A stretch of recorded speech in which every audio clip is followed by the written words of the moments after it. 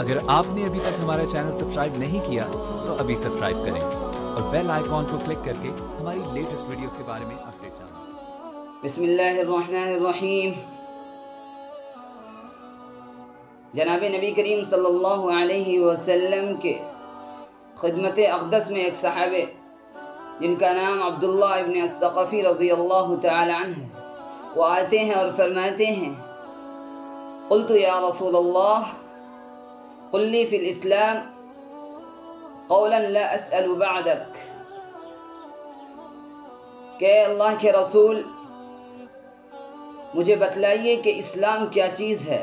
اسلام کے بارے میں آپ سے پوچھنے کے بعد مجھے دوسرے سے پوچھنے کی ضرورت نہ پڑے۔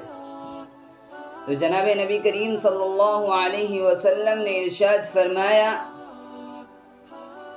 آمنت باللہ ثم استقم،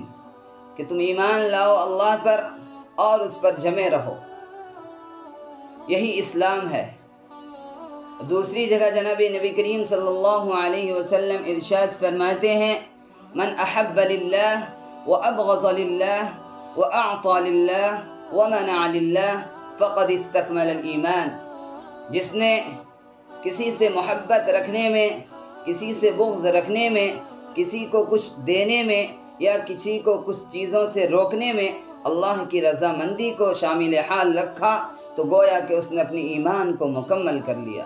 یہی ہے ایمان کی اصل حقیقت۔ اور حقیقی مسلمان کون ہے، اس کے بارے میں خود جناب نبی کریم صلی اللہ علیہ وسلم کی ایک دوسری حدیث ہے۔ آپ صلی اللہ علیہ وسلم نے ارشاد فرمایا: